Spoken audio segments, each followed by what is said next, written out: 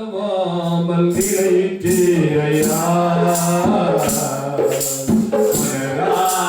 நன்றி சொல்லுவே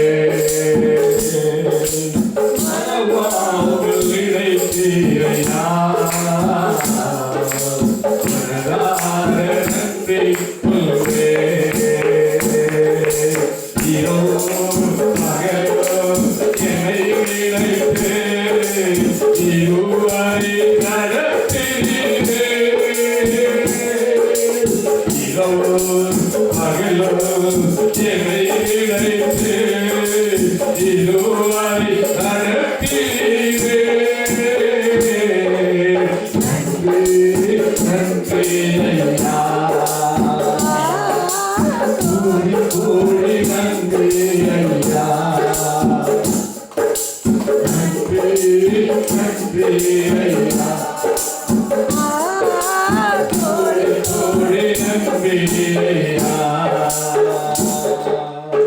ஆண்டவராகிய இயேசு கிறிஸ்துவின் இனிதான நாமத்தினால இந்த முதல் வாரத்துடைய பகுதியில இந்த 2021 ஆண்டு உடைய முதல் நாளுடைய துவக்கத்தின் பகுதியில அனைவருக்கும் இனிய புத்தாண்டு நல்வாழ்த்துக்களை நாங்கள் தெரிவித்துக் கொள்கிறோம்.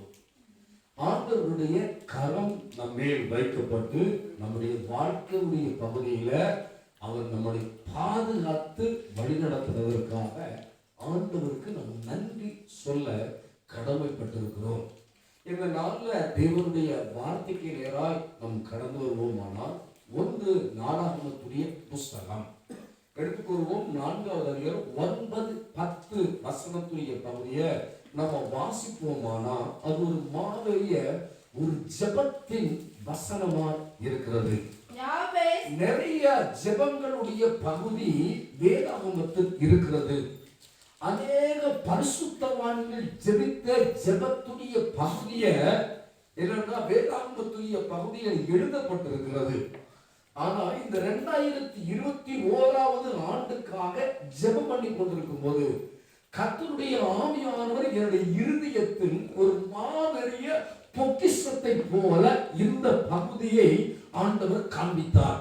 அதனால இந்த வார்த்தையை உங்களோடு பகிர்ந்து கொள்வது பாக்கியம் என்று நான் கருதுகிறேன். அது மிக முக்கியமான ஒன்று. 2020 நான் பார்ப்போமானால் ஒன்று பயமும் திகிலும் நிறைந்த வருடத்துடைய பகுதியா இருந்தது. அநேகருடைய பகுதியை தனித்துவத்துக்கு நேரா நடத்திருச்சு, அநேகர ஜெபத்துக்கு நேரா நடத்தினது. அந்த 2020 பகுதி வாழ்நாள் பகுதியில மறக்க முடியாத ஒரு ஆண்டுடைய பகுதியா இருந்தது. ஆனா இந்த 2021க்கு ஜெபம் பண்ணும்போது கர்த்தருடைய ஆவியானவர் திட்டமாய் தீர்க்கமாய் தீர்க்க தரிசனமாய் ஆண்டவர் வார்த்தையை தந்தார். அந்த வார்த்தையை உங்களோடு பிரசங்கிக்கிறது மாத்திரமல்ல, இதை விசுவாசிக்கும் போது நம்முடைய வாழ்க்கையுடைய பகுதியில ஆசீர்வாதத்தின் நன்மையும் நாம் சுமந்தெடுத்துக் கொள்ள முடியும். அதனால ஆண்டவருடைய நாமத்துக்கு மரியா அந்த வசனத்துடைய பகுதியை வாசிப்போம். யாவேஸ் தன் சகோதரரை பார்க்கிலும் கனம் பெற்றவனாய் இருந்தான். அவன் தாய் நான் துக்கத்தோடு அவன் பெற்றேன் என்று சொல்லி அவனுக்கு யாவேஸ் என்று பெயரிட்டான். நல்ல கவனிக்கணும், ஒரு தாயை குறித்து சொல்லுகிறது. அந்த இடத்தில் பேர் சொல்லப்படவில்லை. அந்த யாவேசுடைய கோத்திரம் எது அப்படின்னா யூதா கோத்திரத்துடைய பகுதியை சொல்லப்படுகிறது. அப்ப யூதா கோத்திரத்துடைய பகுதி முக்கியமானது என்ன? துதியின் ஆயுதம். அப்ப ஆண்டவருடைய நாமத்துக்கு மகிமையா இன்றைய நாள்ல கவனித்து கேட்பீர்களானால் மிகப்பெரிய ஒரு ஆசீர்வாதத்துடைய பகுதி உங்கள் தலைமையில் வைக்கப்படும். அங்கு சொல்லப்பட்ட ஒரு பகுதி சகோதரரால் கனம் பெற்றவனாய் இருந்தார். ரொம்ப முக்கியமான ஒன்று, சகோதரரால் கனம் பெற்ற மகனா இருந்தா மகனா இன்றைக்கு ஆண்டவர் நம்மளை மாற்ற போகிறார். நம்முடைய சொந்த குடும்பத்துக்கு முன்பதாய் ஆண்டவர் நம்மளை கனப்படுத்தக்கூடிய வருஷமாய் இந்த 2021 ஆண்டவர் மாற்ற போகிறார். ஆமென். ஹல்லேலூயா. சத்தமா சொல்லுவோமா? அப்போ ஆண்டவருடைய நாமத்துக்கு மகிமையே, யாபேஸ் தன் சகோதரருக்குள்ள கனப்பெற்றவனாக இருந்தான். அங்கு சொல்லப்பட்டிருக்கு அவனுடைய தாய், அங்க பேர் சொல்லல. பிள்ளை பிறக்கிற பிள்ளையை எதிர்பார்க்கிற ஒவ்வொருவரும் ஒரு வேதனைய அவங்க வாழ்க்கையுடைய பகுதியில் சந்திச்சே ஆகணும். அது வேதத்துடைய பிரமாணம். அப்ப நல்லா கவனிக்கணும். ரொம்ப முக்கியமான ஒன்றை நான் சொல்றேன். திருமணமான ஒவ்வொருத்தரும் ஒண்ணு விரும்புறாங்க, புத்திர பாக்கியம். இந்த புத்திர பாக்கியம் இல்லாதனால பல கோயில்கள்ல, பல நதிகள்ல, பல கடற்கரையுடைய பகுதியில, பல இடங்களுடைய பகுதியை ஓடிக்கொண்டிருக்கிற சூழ்நிலையை நம்ம ஊர்லயே பார்க்க முடியுது. அப்ப குழந்தை பாக்கியம் என்பது மிகப்பெரிய ஒன்றாக இருக்கிறது. அப்ப ஆண்டவருடைய நாமத்துக்கு மேலே யாபேசின் தாய் ஒரு காரியம் நடந்தது. என்னன்னா, நான் துக்கத்தோடு அவனை பெற்றேன் என்று சொல்லி என்ன பண்ணாங்கன்னா யாபேஸ் என்று பெயரிட்டாங்க. அப்புறம் தாய் பிள்ளையை பார்க்கும் போது துக்கம் அவருடைய இருதயத்திலிருந்து மாறக்கூடிய ஒன்றாக இருக்கிறது. எவ்வளவு வேதனையோடு தாய் அழுதாலும், எவ்வளவு வேதனையோடு அனுபவித்தாலும், பிள்ளையை பார்க்கும் போது வேதனையை மறந்து சிரிக்கிறவளாய் இருக்கிறார் தாய். ஆமென், அல்லேலூயா, ஆமென், அல்லேலூயா, ஆமென், அல்லேலூயா. சமீபத்தில் நான் ஒருத்தரை பார்த்தேன், எங்க அப்பாவுடைய ஃப்ரெண்டை பார்த்தேன். அப்போ அவர் பார்த்து பேசிக்கும் அவர் சொன்னாரு, உங்க வீட்டுல 4 பசங்க இல்ல? ஆமா ஆமா 4 பேர். ஆமா உண்மைதான். அப்படின்போது உங்க அப்பா கடைசி பிள்ளை பெண் பிள்ளை பிறக்கும்னு சொல்லி அவர் எதிர்பார்த்தாங்க. ஆனா பெண் பிள்ளையுடைய பகுதி என்ன பண்ணல, பிறக்கல. ஆம்பிள்ளைதான் பிறந்துச்சு, ஆனா பார்க்கவே என்ன பண்ணல, விரும்பல. அப்போ எதிர்பார்ப்புடைய பகுதி உடைபடும் போது மனிதனுடைய சுபாவத்திலேயே என்ன வருது அப்படின்னா வேதனை வருகிறது. அப்போ நல்ல கவனிக்கணும், நல்ல கவனிக்கணும். நம்முடைய வாழ்க்கையுடைய பகுதியில நம்ம வேதனையோடு இருக்கிறதுக்கு காரணம் நம்முடைய வாழ்க்கையுடைய பகுதியில இருக்கிற வார்த்தை சாபம்.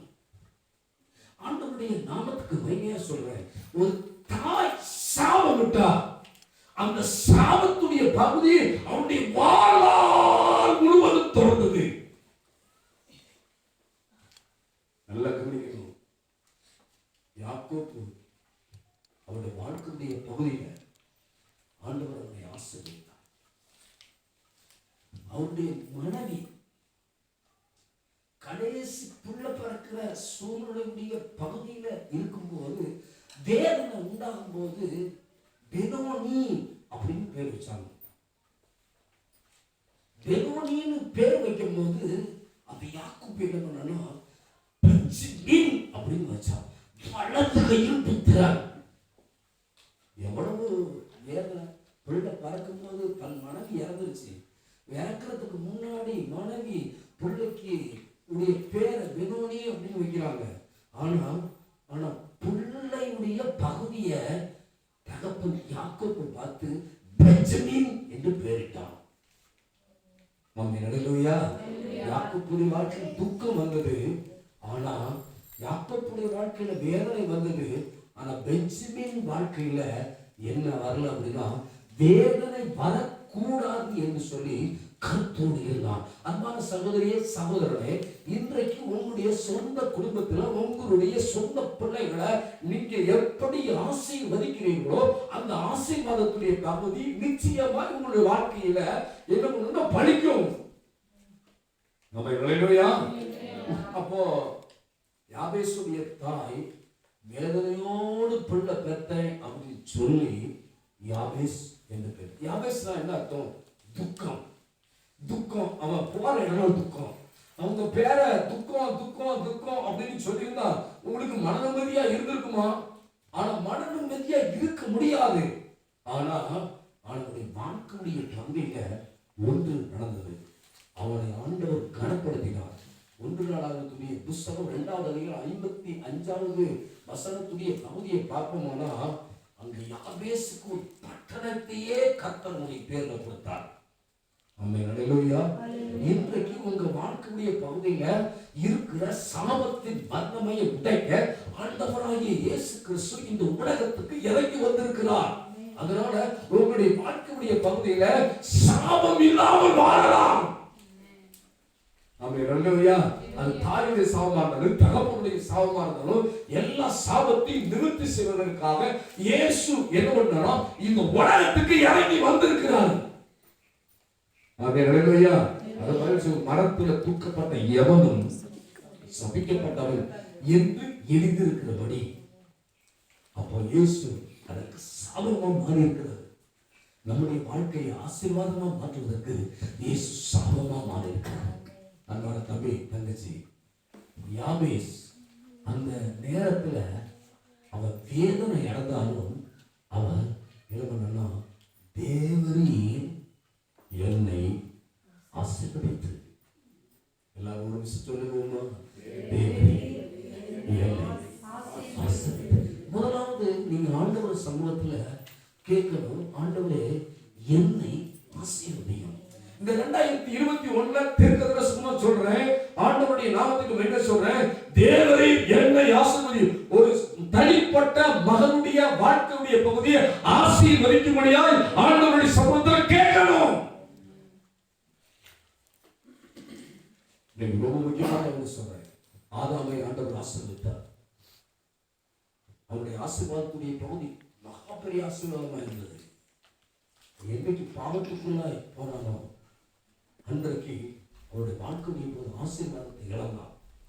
ஆனா ஒண்ணு சொல்லட்டுமா, அவன் ஏதேன் தோட்டத்தில் இருக்கிற வரைக்கும் ஆசீர்வாதத்தை கேட்கல. என்னைக்கு ஏதேனை விட்டு வெளியே வந்தானோ அன்றைக்கு அவருடைய வாழ்க்கையில ஆசீர்வாதத்தை என்ன பண்ணலாம், விரும்பினான். அன்பான தம்பி தங்கச்சி, இன்னைக்கு உன்னை ஆசீர்வதிக்கும்படியா நீ கேட்கணும். இரண்டாவது பகுதி, என்னை ஆசீர்வதியும். ஏன் கேட்கணும் அப்படின்னா, பிசாசு மனிதர்களை கொண்டு சபிக்கிறவனாய் இருக்கிறான். நீங்க நீதிமொழிகள் 18வது அதிகாரத்துடைய பகுதியை நம்ம பார்ப்போமானால், அவனவன் தன் வாயின் பழகினால் அவனோடு என்ன பண்ணும், வயிறு நிரம்பும். அப்ப இன்னைக்கு நல்லா கவனிக்கணும், உங்க வாழ்க்கையை ஆசீர்வாதமா மாற்றுவதற்கு, உங்களுடைய வாழ்க்கையுடைய பகுதியில மகா பெரிய மாற்றம் உண்டாவதற்கு முதலாவது உன்னையே நீ ஆசீர்வதித்து ஜெபம் பண்ணபடியா கேட்கணும். கேட்கிற நபர் ஆசீர்வாதத்தை பெற்றுக் கொள்வாங்க. அப்ப ரொம்ப முக்கியமான ஒன்றை உங்களுக்கு நான் சொல்றேன், அந்த ஆசீர்வாதத்துடைய பகுதி குறிப்பிட்டு நீங்க கேட்க கடமைப்பட்டிருக்கீங்க. ஏனோ தானோன்னு கேட்க கூடாது. ஏனோ தானோன்னு கேட்கிற ஆளு அவங்க வாழ்க்கையுடைய பகுதியில அரசல் அடிப்படுறவங்களா இருப்பாங்க. நீங்க ஏனோ தானோன்னு இருக்கக்கூடாது. அப்ப ஆண்டுடைய நாமத்துக்கு முன்னாடி எப்படி ஐயா கேட்கிறோம் அப்படின்னா, வேதத்தை சொல்லுங்க, லூக்கா 20 சுவிசேஷம் 11வது அதிகாரத்துடைய பதில் சொல்ல 5-11 வரைக்கும் சொல்லப்பட்டிருக்கு. அந்த வசனத்துடைய பகுதியை நம்ம வாசிக்க கேட்போம். பின்னும் அவர் அவர்களை நோக்கி, உங்களில் ஒருவன் தனக்கு சிநேகிதனாய் இருக்கிறவனிடத்தில் பாதி ராத்திரியிலே போய், சிநேகிதனே, என் சிநேகிதன் ஒருவன் வழி பிரயாணமாய் என்னிடத்தில் வந்திருக்கிறான், அவன் முன் வைக்கிறதுக்கு என்னிடத்தில் ஒன்றும் இல்லை, நீ 3 அப்பங்களை கடனாய் தர வேண்டும் என்று கேட்டுக்கொண்டார்.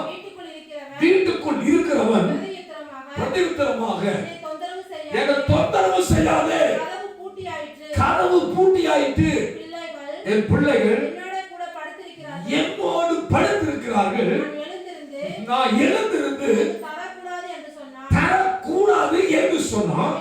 பின்பு தனக்கு அவன் சிநேகிதனாய் இருக்கிறது நிமித்தம் எழுந்து அவனுக்கு கொடாவிட்டாலும் கண்ணிடத்தில் வருந்தி கேட்கிறது நிமித்தமா. அந்த வார்த்தையுடைய பகுதியை போட்டுங்க, வருந்தி கேட்டது நிமித்தமா எழுந்திருந்து அவனுக்கு தேவையானதை கொடுப்பான்.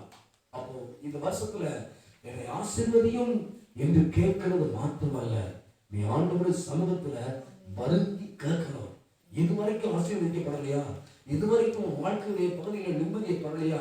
இந்த வருஷத்துல நீ ஆண்டவர் சமூகத்துல வருந்தி கேள், அவர் உன்னை ஆசீர்வதிக்க போகிறார். இரண்டாவது பகுதி சொல்லப்படுகிற இந்த வசனத்துடைய பகுதி, என் எல்லையை பெரிதாக்கி. கவனிக்கிறோம், ரொம்ப முக்கியமான ஒண்ணு உங்களுக்கு சொல்றேன். எல்லை முதலாவது உங்களுடைய குடும்பத்தின் எல்லையுடைய பகுதி பெரிதாக்கணும். அதுக்கு ரொம்ப முக்கியமான ஒண்ணு உங்களுடைய வாழ்க்கையில, தனிப்பட்ட வாழ்க்கையில முதலாவது ஜெப ஜீவியம் அனல் குறையாம இருக்கணும். நல்லையா? உங்க எல்லை பெரிதாக்கணுமா? உங்களுக்குள்ள என்ன இருக்கணும் தெரியுமா? ஜெப ஜீவியம் என்னவா இருக்கணும்னா, பெரிதா இருக்க உங்க வாழ்க்கையை அர்ப்பணம் செய்யணும். நீங்க எதற்காக ஆண்டவர் சமூகத்தில் கேட்கணும் அப்படின்னா, ஒண்ணு ஆண்டவருடைய நாமத்துக்கு மகிமையா இந்த 2021 பகுதியில பல கொள்ளை நோயுடைய பகுதி, போராட்டங்களுடைய பகுதி அநேகமா வருது. அதனால நம்ம ஆண்டவர் சமூகத்துல நம்முடைய எல்லைக்குள்ள முதலாவது துஷ்டன் உன் வழியில் கடந்து வராமல் இருக்கிறதுக்காக ஆண்டவர் சமூகத்துல கேட்கணும். அப்படியா சத்தமா சொல்லுவோம்.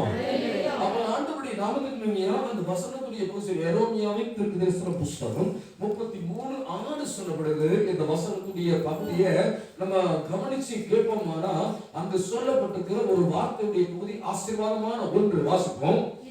இதோ நான் அவர்களுக்கு சௌக்கியமும் ஆரோக்கியமும் வரப்பண்ணி அவர்களை குணமாக்கி அவர்களுக்கு பரிபூர்ண சமாதானத்தையும் சத்தியத்தையும் வெளிப்படுத்துவார். பரிபூர்ண சமாதானத்தை, அது மாத்திரம் இல்ல, பரிபூர்ண சமாதானம் மாத்திரம் இல்ல, சத்தியத்திலையும் வாழ்க்கையுடைய பகுதி கட்டப்படணும்.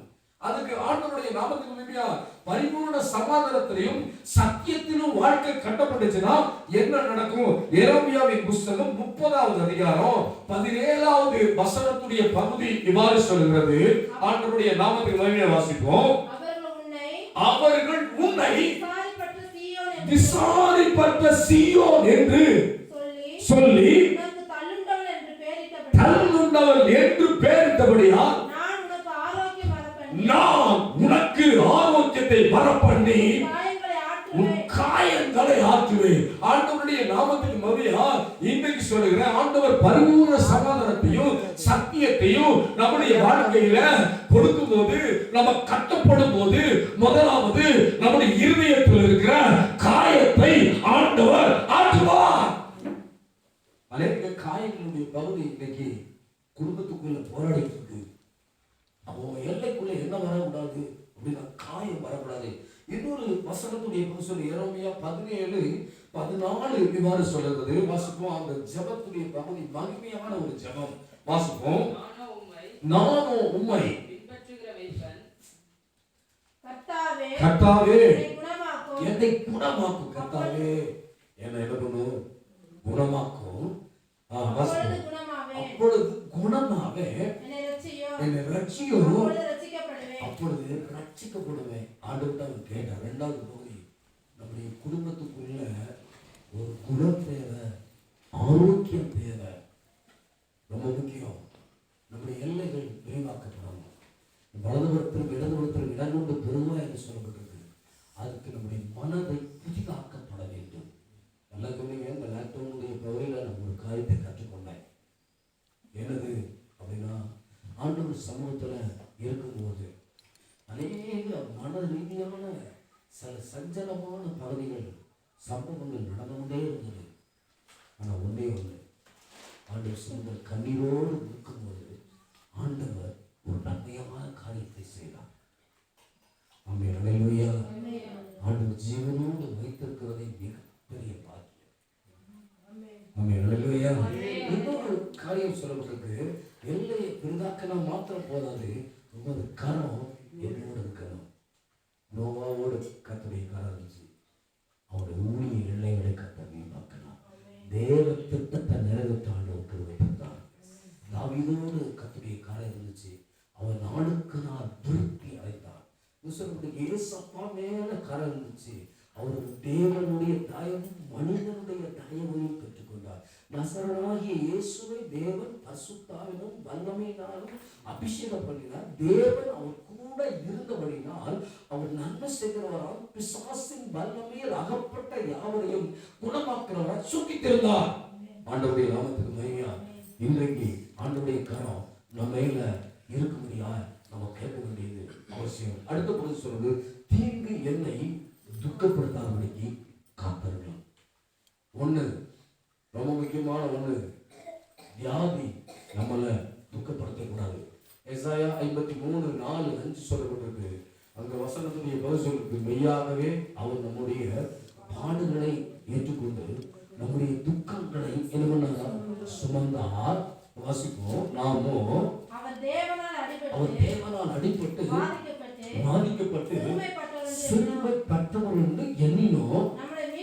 நம்முடைய மீறுதல் நிமித்தம் அவர் காயப்பட்டு, நம்முடைய அக்கிரமத்தின் நிமித்தம் அவர் நொறுக்கப்பட்டார். நமக்கு சமாதானத்தை உண்டு பண்ணும் ஆக்கினை அவர் மேல் வந்தது, அவருடைய தழும்புகளால குணமாகிறோம். ஆண்டவருடைய நாமத்துக்கு மகிமையா. தீங்கு துக்கப்படுத்தாதபடிக்கு காத்தருள ஆண்டவர் சமூகத்துல கேட்கணும். நல்லா கவனிக்கணும். தாவீதை குறித்து வேதம் சொல்லுது, ஒரு கரடி வந்தது. அந்த கரடி மாம்சத்தினுடைய போராட்டம், அதை நான் ஜெயிப்பேன். ஒரு சிங்கம் வந்தது. அந்த சிங்கத்துடைய பகுதியை நான் தப்புவித்தேன் என்று கவனிச்சு கேட்கணும். பிசாசு சிங்கத்தை போல எவனை விடுங்களாமோ என்று வகை தேடி சுற்றி தேர்ந்திருக்கான். அப்ப தேவனுடைய பிரசனம் இருந்தா, நம்முடைய வாழ்க்கையுடைய பகுதியில இருந்தா, சிம்சோன் சிங்கத்தை கழித்து போட்டான். ஆண்டவருடைய வசனம் சொல்லுது, சிங்கத்தின் வாய்களுக்கு என்னை தப்புவேன்னு சொல்லுது. அப்ப இந்த வருஷத்துடைய பகுதி, ஊழியத்துடைய பகுதி பெரிதும் அனுகூலமான வாசல் என்ன பண்ணுனா அநேகமா திறக்கப்படுது. ஆனா ஒன்று சொல்லட்டுமா, ஒரு குட் நியூஸ் சொல்லட்டுமா, அநேக உபத்திரவங்களும் இந்த 2021 நம்மளை தேடி வரப்போகுது. பெரிதும் அனுகூலமான வாசல் எனக்கு என்ன பண்றது, திறக்கப்படுறது. உபத்திரவம் செய்கிறவர்கள் ஆங்காங்கு ஆங்காங்கு ஆங்காங்கு எழுப்புற நிலவுடைய பகுதி இருக்கு. அதனால தீங்கு நம்மை துக்கப்படுத்தாதபடிக்கு காத்தருள நம்மை ஆண்டவர் சமூகத்தில் அர்ப்பணம் செய்வோமானா ஆண்டவர் நம்மை ஆசீர்வதித்து கனப்படுத்துவார். ஆமென். ஹல்லேலூயா. சத்தமா சொல்லுங்க ஹல்லேலூயா. சத்தமா சொல்லுங்க ஹல்லேலூயா. சத்தமா சொல்லுங்க ஹல்லேலூயா. ஆண்டவர் நம்மை கனப்படுத்தி ஆசீர்வதிப்பார். இயேசுவின் நாமத்தில் பிதாவே. ஆமென். Right, thanks.